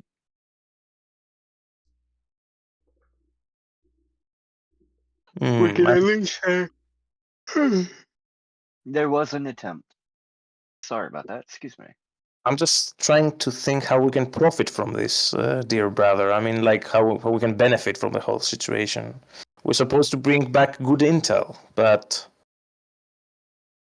I don't know what use will Kain or the elders I have for this intel. I doubt the clans would protest if we brought back a few groceries instead. So you guys are going to choose to enslave them? The Empire has to eat, Okay. but Well, that's just my vote on it. well, definitely. But the thing is, the dying. I don't know if we can bring the dying back. I mean, they're not going to survive the journey back home, I guess. But we can take Can them I on. perception check for some bottles I'm sorry, what? or any kind of? Can I check for like bottles that we can use to like transport the product? Well, if you're going to enslave them, I would just say combat would begin, and if you hit them to below 0 HP, that's fine. They'll just be knocked out. In this case, that D&D rule would apply because you guys are intentionally enslaving them. Mm-hmm. Okay. When it comes to this kind of ending, if this is the route you're going, I wouldn't worry too much. I would just simply say you guys are using the bed sheets to tie them down and make it where they don't move while you quickly go and grab reinforcements to haul in your prize. So we have Nice. So we can call reinforcements from nearby. You mean? I mean, like they shouldn't be that far away. Yeah, exactly. Okay. So that means that for this one instance, you could just subjugate everybody or kill everybody or let them go, do whatever you wish. It's up to you how you choose to end this.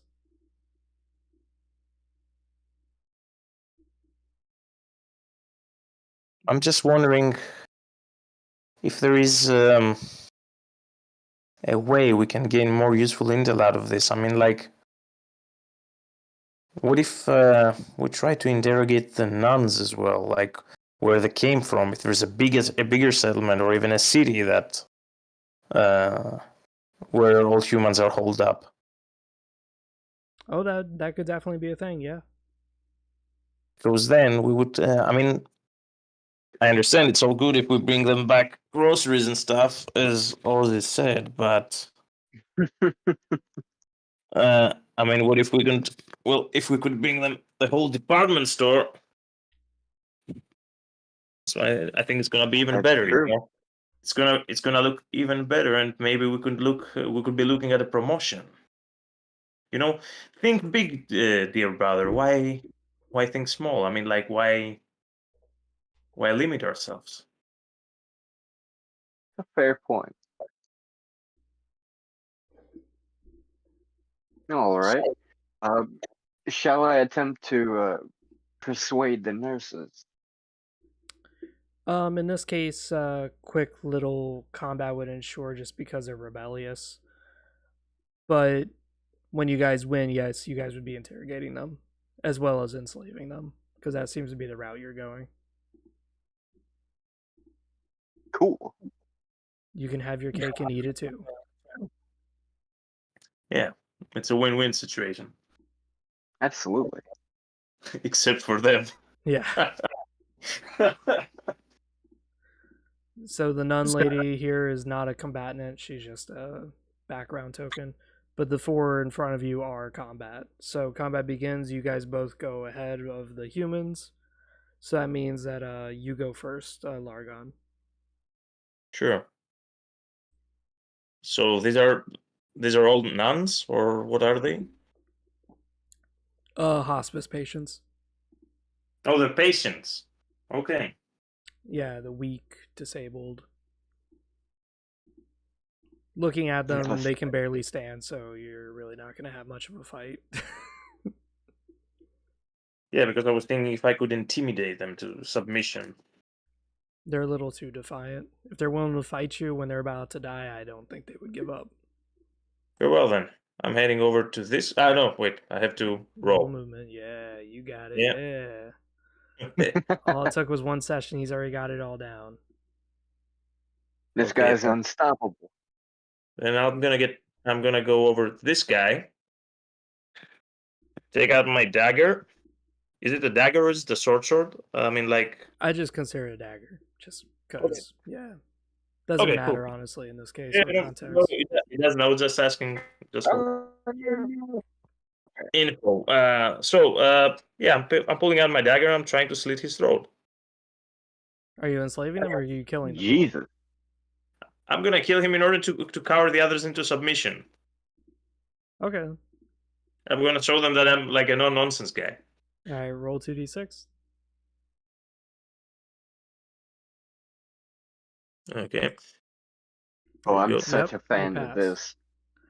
So you do 6 damage, which is exactly enough to kill this guy. He dies Jesus. as you slice his throat. Can I say something then as a free action to the others? You could if you wish. Well, let this be a lesson to all of you. This doesn't need to end in violence. You could all survive. We're going to spare your lives if you simply give us the information we need. We require. All right, they resist your intimidation attempt. Well, I tried. Yeah. I guess it's Oz's turn now. Yeah, I'll go for charisma and just say, obey or die. Are you gonna roll movement or? Well, yeah, you're the charming guy, so of the group. So I guess you have better chances than me. They still resist. Oh, these sassy motherfuckers. All right. Pardon my language. No problem. No problem at all. Express yourself. All right. Hmm. I get the funny feeling Well, that we can't kill someone because you already killed somebody and that had no effect. So we can't yeah, escalate past that. I What to get the do, feeling that what to do. if we go this way, I mean, like we're gonna end up slaughtering everyone and getting nothing in Mm, return. As I said, unless you guys specifically say it, if you just hit them to 0 HP or lower, I'll just say they're restrained. cool. Yeah. I'm gonna go walk up and punch a nurse in the head. So you got roll movement. Yeah.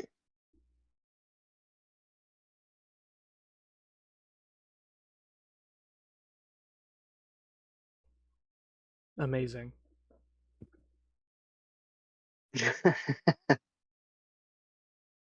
Might be better as a mage than a fighter by this point. Yeah. If only I had telekinesis. Oh, I'd wreck your shit, old lady.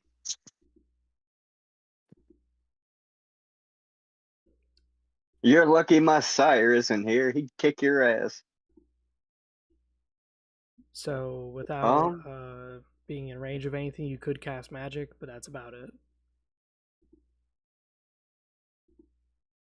I cast blast. No, I'm kidding. Um, damn.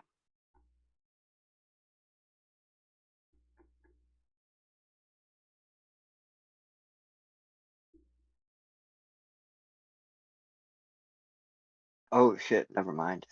Don't need requirements. Hmm.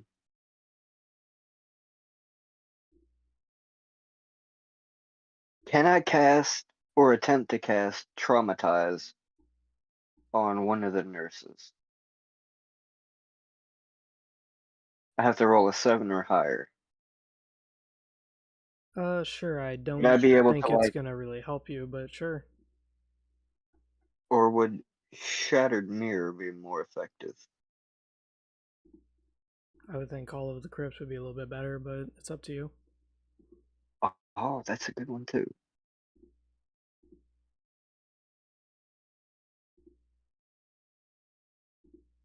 Yeah, necromancy. Why not? Absolutely. I'm gonna raise some dead people. Need an 8 to cast.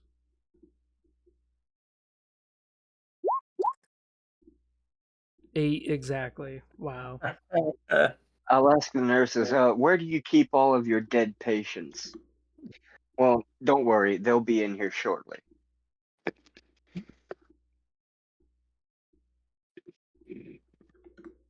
Two skeletons rise up. And with that, your magic drains to 2 runes left. And then it's the human's turn. So 2, 0, 3. Okay. One human goes up 2. One human doesn't move at all. And then the other one, he just kind of stays somewhat near you, Lorgon, and he's just going to kind of target you. Okay. So the one human attacks, crit fails, injures himself. So he's down to 4 HP. The other human attacks. Rather pathetically, he fails. Okay. Your turn now. I'm sorry, the skeleton's turn. My bad. Okay, yeah. Alright, skeleton misses. Skeleton misses. Okay, cool. Alright, now it's your turn.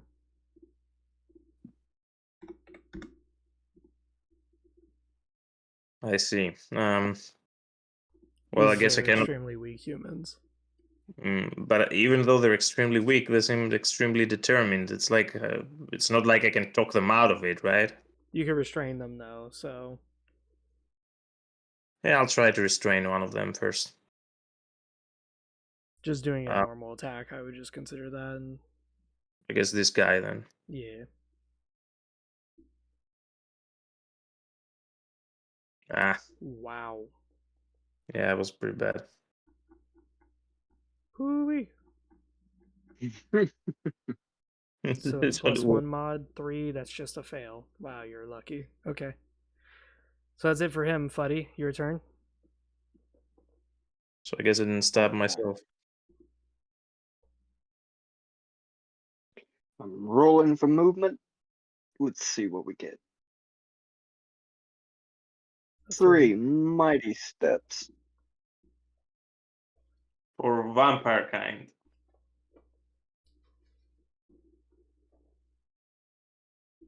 Two. 1, 2, 3. So, oh no. Would that count as 3? Yeah. Okay. Can I pass over my skeletons? Just go right over here? Sure, why not? Okay, cool. And I'll go for a melee attack. And you fail. Awesome. Amazing. This is working rather nicely. The curse endures. Strike, fail, crit fail. This human's about to kill himself, which is going to be funny as fuck. This one finally succeeds. This human hits you, Lorgon. Ah, okay. With only 3 in their stats, and wielding basically improvised weapon, which is just 1 damage. They do a whopping 3 damage to you. Yes. And your armor negates most of it, so you only take 1 damage. Oh, that's not really bad. That's not bad actually. Pretty good. Yeah. They're not wearing any armor. They're very badly wounded. They have a few negative traits because of how badly wounded they are, so they're really not much of a threat. Okay, then I'll try to oh, sorry, is it my turn? Yep. No, wait, you're right. The skeletons. My bad. Yep. Alright, skeleton fails. And then what about the other one? Awesome, crit fail, yes. It's like the Three Stooges film or so. The whole scene. I mean, Alright, we now just it's your turn. we just keep hitting the dying people and we cannot even beat them. We cannot even touch them. Okay. Now it's my turn. Yeah. Okay, yeah. I'll try to restrain the same guy. Good job. You did it. Okay. He is now Okay. restrained. Perfect. Splendid. And Fuddy, your turn. Yes, indeed. Let's go for another attack. See what I can do. Went through that time. Nice. Nice. You do That's 4 damage to him. He is now down to 2 HP. beautiful. Oh, wait, no, your Vevictus was active. I forgot about that. So that actually gives you the +2 damage you need. So Oh, nice. I totally forgot about that. That's all good. Alright, so 1 human is remaining. Let's see what he does. Does he finally beat the skeleton? Yes, he finally hits the skeleton. And does a whopping 3 damage to it. Skeletons go. Fails. Succeeds. Mhm. The person is down. The skeleton pins him down. Alright, I'll be so right back, guys. the I gotta campaign run is to the done. bathroom real quick. Oh, is it? Okay. Perfect. So one of them's dead. 1, 2, 3. Do you want to drink the dead body, Largon? You're kind of the most wounded. And if Well, you do, you'll level up. okay. Does Ozzy need some blood, perhaps?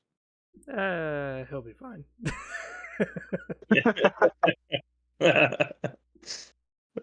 Well, okay, yeah, sure. I'll feed on the guy then. Alrighty. So that's going to level you up. Okay, I just need to. So now you're going to have 3 XP out of 20, and you're going to be level 1. Congratulations. Do I need? I don't change the stats at level 1, right? You're right. You only get a skill point. Okay. Skill point. So So if you increase your cunning to 6, you'll get a +1 mod to that. So then you'll have a +2 mod whenever you attack with your dagger, because it's a +1 from perception and a +1 from cunning. yeah, it Or makes you sense. could decide to do something different like magic or whatever. It's up to you. Yeah, I was between. To be honest, I was between magic and cunning. Yeah, I'm thinking what's. Yeah, I guess for the time being, I'll add this to cunning, and next time maybe magic.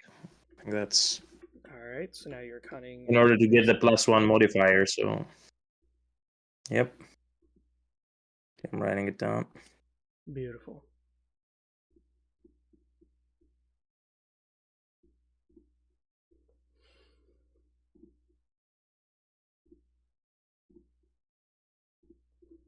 Okay. Perfect. So just a question now. Would we try to interrogate the nurses, the nuns, if they can point us to the nearest settlement? Or Sure. Roll 2d6 for your intimidation. okay, it's Wow, you 8. actually succeed. Wow. So okay, I think if Ozzy agrees with it, I say we gather the nuns over there, and so pretty much I tell them you just saw what we're capable of, and you saw that we'll stop at nothing. So just tell us where you came from and where there is more of you. As the nurses quiver and one of them finally gives in, they all start to cave in. They beg you, they call you lords. It makes you feel great to be acknowledged as such a superior being. As they start speaking, you That is piece proper. together what finally happened. These are war wounds. These wounds, while some of them look like disease, is actually caused from plague and poison that your very own kind has done. In fact, these humans were assaulting a city called Mortis. These humans were part of a vampire hunting tribe. Their tribe lives in a little settlement called Valeholm. Mortis is a city run by the Melkahim, and it's known for their poison and their undead necromancies. There is a minor clan that rules Mortis, and this minor clan is a Melkahim spin-off. In other words, they're a bunch of Melkahim who decide to create their own clan, and they specialize in summoning poisonous undead. So a lot of their wounds match the description. These people have little hope of ever surviving their wounds, but with how many people you've captured, you're going to make a pretty penny out of all the money that you're going to get out of this. Seeing the information that you have, you're going to probably relay it to the clan officials. And this alone will sign you up a nice little paycheck bonus. Great. I just let them know. You see what you'd find out that by cooperating, many good things can happen for you. You may be lowly beings, but you still can survive. There's still a way to survive and live relatively good. You just need to acknowledge who the true masters are of this land. So here's the results of your campaign. You went for Okay. slavery. Bringing each of them under ropes and beating the hope from their souls, you ferry back your findings. You gain 20 XP and get 15 gold for scouting, with 50 gold extra from the slaves of their poor dying conditions. So in total, you're going to get 65 gold. Because you guys did some scouting and found out where these people came from, the clan officials look to you in surprise and shock and go, "So that's where these Cretans attacked our city from." Because of this, you get another 5 gold, so you get a total of 70 gold now total. We're loaded. Hell yeah. 70 gold each, or the... Yep. Oh, well, that's great. That's usually pretty good. Much better than what I expected. So The first of many victories. Yes. This is only Fuddy, the beginning. you leveled up to level 1. You're almost there to level 2. What do you want to raise your skill in?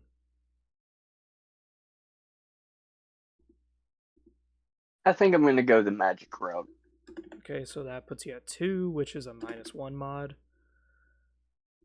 Awesome. And you leveled up a second time because you got 20 XP for completing the campaign, Largan. So that puts you at level 2. Level 2 as well? Okay. Yeah. So at level 2, you now get a stat point and a skill point. Stat point and a skill point. I was thinking I could add 1 point to intelligence. Okay. Uh, That's going to so that... increase your runes to 12 now. Okay, but the modifier remains 0? No, or... it's +1. Yeah, I thought so. Okay, so 12 runes now. Oh, yep. Good. And you said also a skill, or what was that? Yes, a skill point as well. Well, okay, I'm gonna add that to magic then. Okay, so that's going to put your magic at 2, which puts you at -1 mod. Okay. So modifier remains -1. Okay. It turns -1. I kind of just now realized it, but your other skills should be -2 mods, not a -1. But yes. Oh, okay, then I'll change all the others to -2. Yeah. So magic is -1, cunning is +1, and then everything else was -2. Yep. And then for your stats, your perception, your intelligence is +1 mod because they're both 6, and then everything else is 0. I've written that down. Yeah. Beautiful. So with 70 gold, you guys are now pretty damn rich. We could retire. What's the matter? No, I'm saying we could already retire. Oh, yes, indeed. I high five Largon. So that is it with this campaign. The next Yes, sure, I have campaign, we can carry these characters over. Yeah, sure. Hell yeah. Next week, same time, or what? Yeah, that's the only problem with me. I have night shift next Tuesday. We can always wait. That's the only problem. I'm really sorry. Yeah, but yeah, well, I'll need to see when I can when I'm able to play again. But yeah, I'll try to make it as soon as possible. That's fine. It's good to have new players though, and to let people experience this. Because who knows, maybe you'll create your own campaign based off this system and have us play it at some point. Yeah, sure. I mean, like yeah, I want to learn the system better and get more experience. Thanks for having me as well. It's pretty fun and nice meeting you guys as well. Nice meeting you too, man. It was great playing with you. Yeah, sure. So let's do it again. I'll see what I can when I'm able to play as well next time. Okay. Yeah, Absolutely. Next fortunately, won't. next campaign, as I said, the rules are simple to pick up, but it can get more complicated as time goes on, but it feels kind of natural because you've already got the foundations, which is how combat works, how everything works. And from there it's pretty basic. Like, as I keep telling people, the game looks complicated because the rule page is like 20 pages, but then once you play it and your GM guides you, it actually is very easy to pick up. Yeah, no. To be honest, because I've also, I've also dabbled in D&D fourth and fifth edition as well as Cyberpunk, and I've read Vampire, but I haven't really played it or GM'd it, to be honest. It's actually not that complicated, but you're right. It's really it's true that it is easy to learn but hard to master because it has enough variety in skills and battle shouts and equipment as well as techniques and spells. But the core mechanic is pretty simple, which is pretty awesome actually. I was really getting frustrated with having to read the whole 300 pages book, for example, um, to play a single game or um even GM it. Yeah, that's what I hated about Rogue Trader and about Vampire the Masquerade. And you'll spend like 3 or 4 hours just designing a character you haven't even played yet, and you're like still designing. Yeah, that's true. And then you may come to find out that the character you designed was bad because you didn't really understand how the game worked and stuff. It can be frustrating as fuck. Indeed, it can happen as well. Not as much as in Vampire, I guess, but it can also happen there, and it's pretty frustrating. The only system I've played and GM'd until now that was actually that making a character was actually the most fun part was was Cyberpunk because of the whole life path system and stuff. Mm. And the questionnaire with the 9 pillars was a pretty cool idea. And yeah, that was also fun. Yeah, and that's kind of the thing is that I've added a lot of things here for customization. Like, you can create your own clan, and Yeah, I creating your noticed own that. clan is very special, and I wanted it to feel special. As a human, you have gods instead, so humans can worship gods, and you can create whatever god you want. There's no like strict rule. And then Hilden, they have their own like slave and overlord dynamic. So to Oh, play Hilden, there's actually a bit of PvP in your group. I thought these guys had it bad enough already. They're trapped in the demon realm and they have to fight all those demons and stuff to survive, and they fight simultaneously. They fight each other. It's like Yeah, they're a bit that suicidal. that's the point. And that's kind of like the beauty of the Hilden is that everyone wants to be the overlord, but Yeah. It's easier said than done. and being an overlord does give benefits. So Yeah, definitely. like if you have a person who's an overlord and they're a strength guy, they now add their strength modifier to all the people in the party. So it buffs the party, but it's just that you guys are going to fight each other. And the guy who's the overlord gets to make the decisions of the campaign. It's actually interesting. Yeah, so there may be moments where you will scheme against your own allies, and that Mm-hmm. that could be its own benefit or reward system. Like the guy who's the overlord determines who gets what loot. So you may think, oh yeah, I killed this guy, I get to take his shit. Nah, the overlord could decide that. And it depends how much of a dick you want to be to your own friends, you know? Yeah, I get it. But It's that's actually kind of interesting. the point, is that what's the phrase? It's better to be a servant in heaven than the lord of hell. This is the exact reason. Because here you are, Yeah. you're the Lord of Hell, but guess what? It's still hell. It still sucks. Yeah. Yeah, that's the whole thing.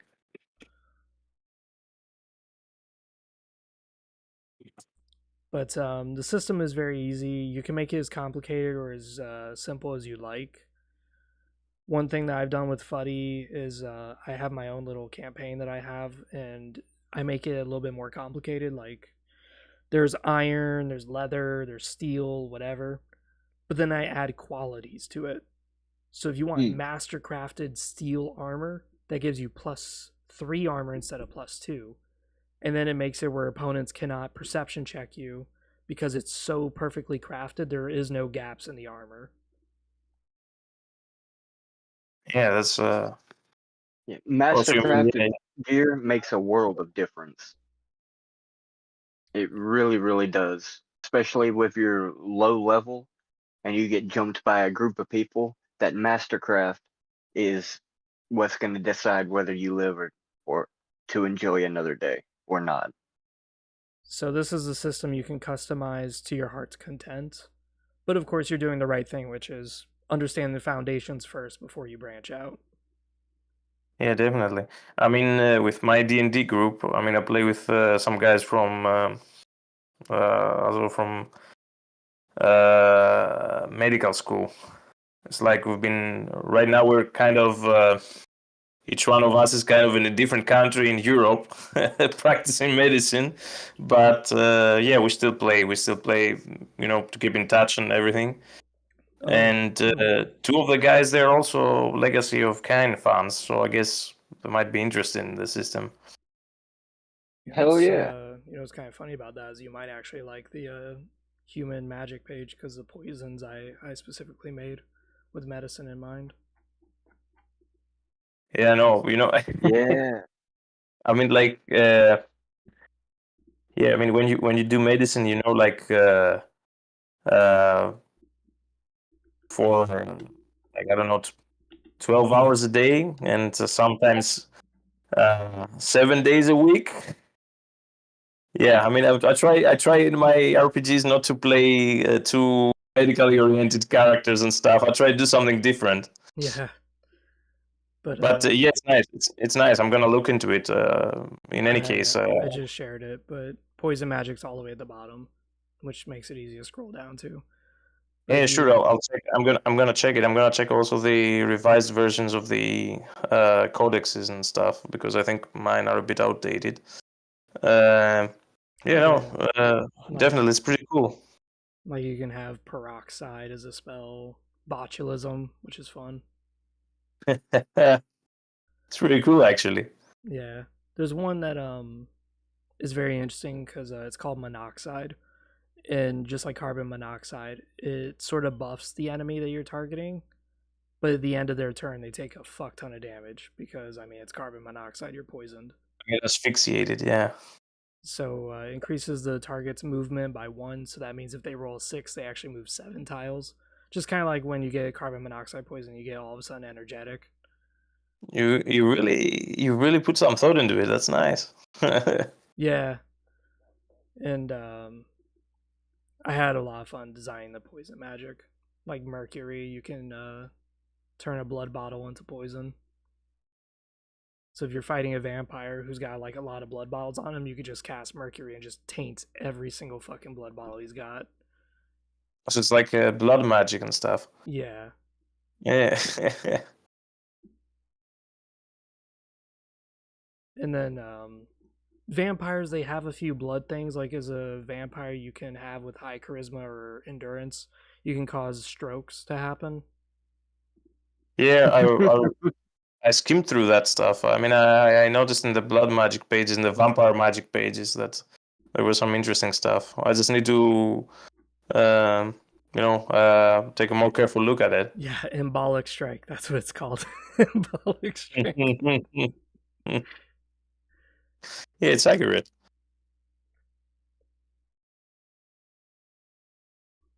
It's pretty good though. So I'm gonna get off now, but it was fun. Thank you for joining. It's always nice seeing the new players and having a good time. Well, thanks for having me, and nice to meet you guys. Nice to meet you So, too. Yes, indeed. Nice to meet you too. so yeah. Then till next time, we'll let you know when that Until next. when I'm able. But yeah, Yeah, just invite your friends to the server if they do actually have interest. If not, no biggie. yeah. I'll ask them. As of late, I mean, they're a bit busy lately, but Of course. yeah. But I'll tell them, and sure, if they are interested, I'll let you know.